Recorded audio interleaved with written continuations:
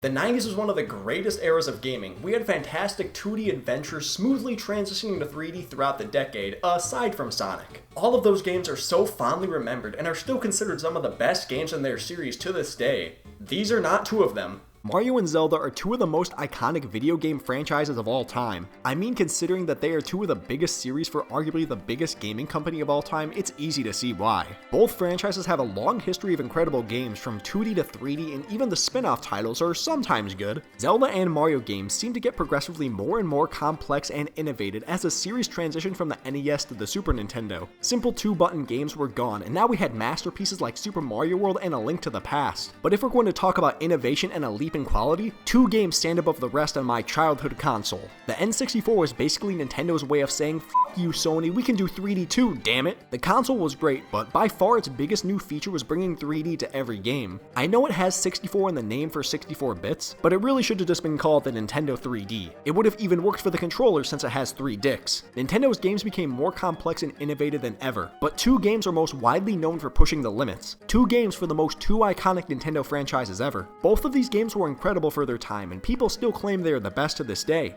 But not me. People think I hate these games just because they were my least favorite 3D games in their respective series. I don't hate them at all, I just like the others a bit more. I grew up with these games, and they were my first Mario and Zelda games I ever played, so they are very near and dear to my heart. Doesn't mean I can't criticize them to see which is worse and piss off every fan in existence. Today, we are pitting Ocarina of Time and Super Mario 64 against each other.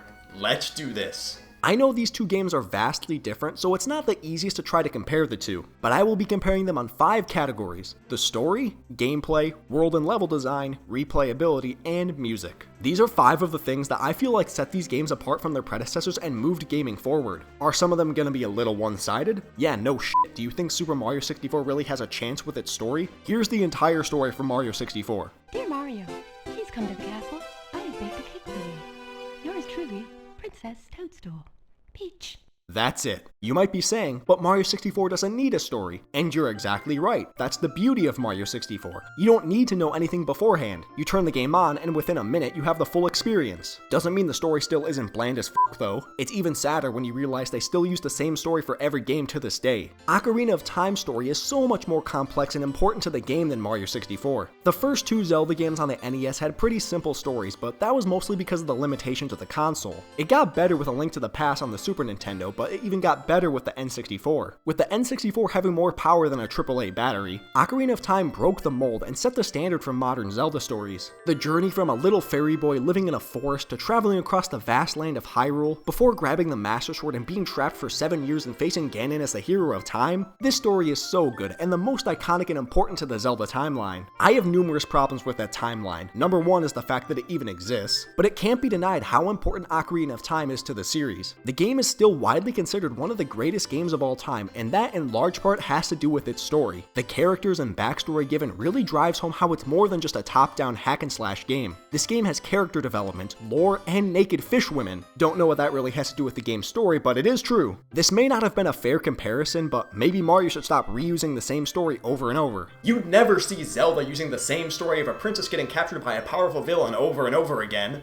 Wait. Next, let's move on to the gameplay. Ocarina of Time's gameplay has you running around in 3D using different items to fight enemies and solve puzzles. As the game progresses, you get access to more items, you can do many more things. The game has a great progression system, so you don't get too overpowered too early and keeps the game challenging. Like if you got the Master Sword at the beginning instead of the Kokiri Sword, the entire child section would be a breeze. I mean, it's already super easy, so I can't imagine how much easier it would actually get. The items really make the gameplay and combat what it is, and are all so much fun. Except bomb shoes. Those little fuckers have a mind of their own. The bow, slingshot, hookshot, bombs, boomerang, all they're way more fun to use than in 2D, although I can't deny, sometimes using them in first person can be a little spotty. The combat system is great, and the lock-on system that was added is so important. Honestly, without the lock-on, this game would be terrible, but luckily the developers didn't hate us and created maybe the most important aspect of combat in the entire series. The lock-on can sometimes make you attack the wrong enemy if it locks onto the wrong thing, which is annoying, but it isn't that bad in Ocarina Ocarina of Time. The only time it legitimately sucks in any Zelda game is the fight against Mulgara in Wind Waker. That fight is the most bullshit fight in the whole series, but at least the music is good. Zelda's gameplay is fantastic, especially if you like this type of game, but I'm sorry, Mario 64 is just better. This game was such a new experience with an open 3D world, and they captured that experience to near perfection with the controls. Sure, it's not as precise as the newer games, and sometimes it feels like the control stick is gonna snap right off, but for the time it was incredible. Moving Mario in all directions feels amazing with very solid changes in direction. You truly feel like you're in complete control here. Plus all the options between the different types of jumps, flips, punches, and kicks gives the game so much more variety over the simple run and jump 2D platformers. The only thing that is really missing from Mario 64's gameplay are power-ups, since the only ones this game has are the 3 caps. Yeah, they're all great and all, but it would have been so cool to have a Firefly or something to fight enemies with. Honestly, I know it's a really small detail, but the thing that really makes me enjoy this gameplay more is the ability to jump. That's one thing that has always bugged me about 3D Zelda games. I will never understand why they couldn't just add it in, especially when it's been proven to work with Breath of the Wild. Should we add the ability to jump for Link? I think it would really help all across Hyrule and throughout the dungeons in the game. Yes, but only make him do it when he's at a ledge. Even when he's just walking towards a ledge and clearly wants to just drop down, make him leap like an Olympic long jumper. Also, make climbing objects super annoying by forcing Link to just stand absolutely still and pressing a button with only a small indicator at the top of the screen. Also, when you do clearly want to make a jump, make Link fall instead and grab the ledge just to piss off the player. Great idea, this is why you're the boss. Next up is the world and level design, and this might be the closest and toughest category to decide between these two games. Both of these games were so innovative and easily some of the most impressive worlds and levels for their respective series to date. Let's start with Mario. They shifted from tons of smaller levels with the only goal of reaching the flag at the end to much larger stages with multiple objectives to complete. This was a great idea for a 3D adventure to make the world feel more open and give you more reason to explore every nook and cranny. The old idea can work in 3D as we've seen with 3D Land and 3D World, but just compare those to Bowser's Fury. It's literally the same game with the same controls, but that mode was so much more fun because the world was open and it didn't feel like you were constrained and forced to do one specific thing.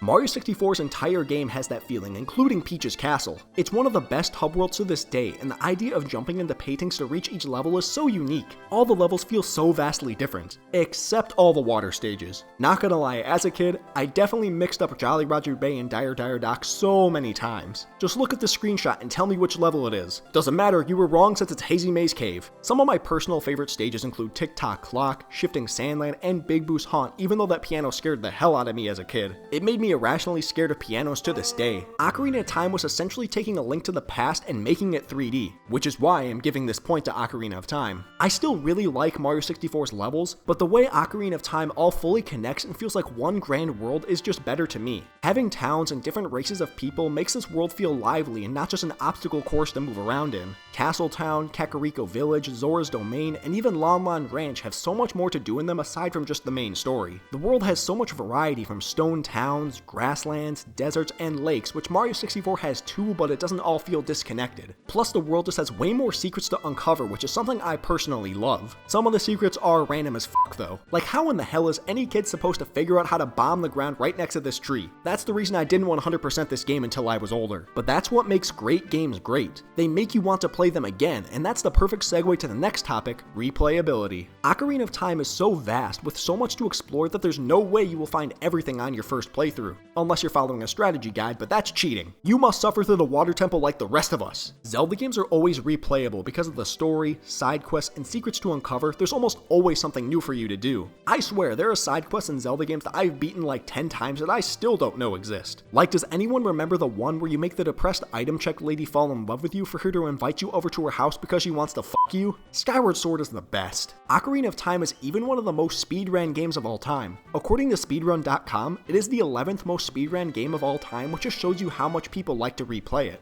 I wonder where Super Mario 64 lies. Oh.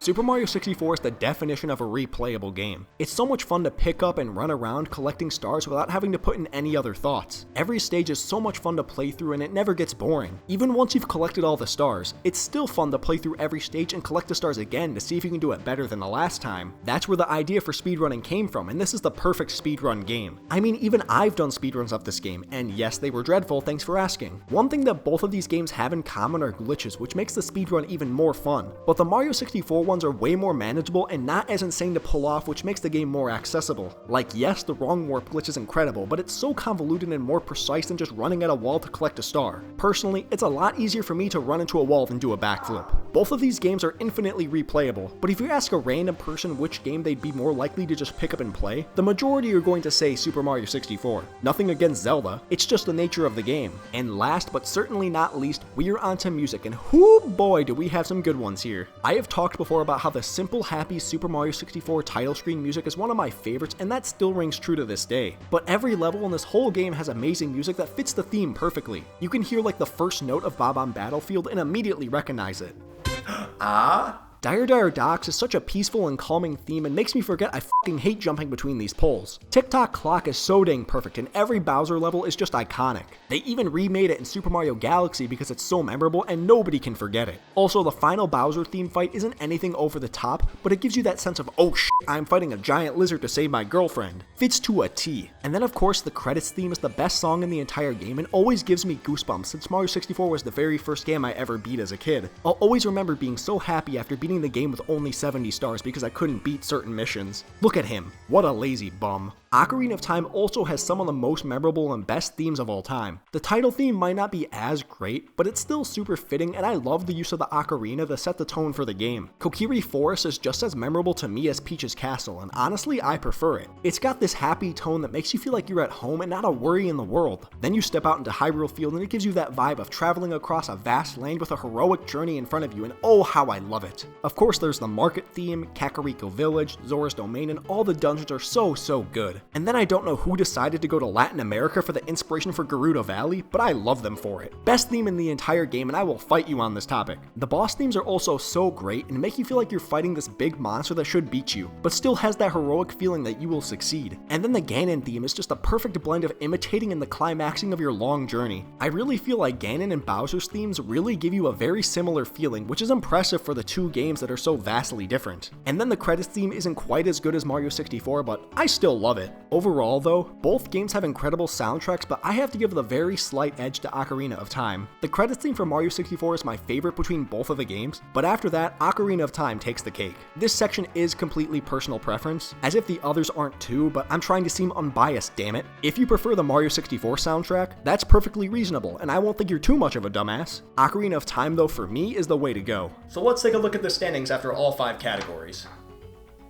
Looks like Ocarina of Time won, but I think we already knew that since the game has pointy-boobed fairies, Super Mario 64 never stood a chance. Both of these games are incredible and have amazing aspects, so it's really just a personal preference on which game you think is better. Yes, they're dated, and I mean very dated, but they're still fun to be had, and it's easy to see why these games are held in such high regard. But please, don't try to be blinded by nostalgia and say these are the best games ever. Games in their own series that have come after it have improved and basically become better versions of these games. Twilight Princess is essentially a better Ocarina of Time, and Mario Odyssey is basically a better Mario 64. Doesn't mean those first games aren't still amazing, but I'm trying to explain why these aren't my favorites in the series so people don't hate me. I get enough hate for my videos on the characters who I said weren't going to be in Smash Bros. Ultimate, even though those were for the base roster and I didn't even get any of them wrong. But still, when one is revealed as DLC, people call me an idiot as if I didn't already know that. Sorry, I've been holding that in for a while. These games do have their flaws, but I do think a full-on remake of either of them could be one of the greatest games ever. It is the Nintendo way after all to re-release an old game with slightly upgraded graphics for full price even when a cheaper version exists, but hopefully they won't do that because I wouldn't be a huge fan of that. Don't judge me!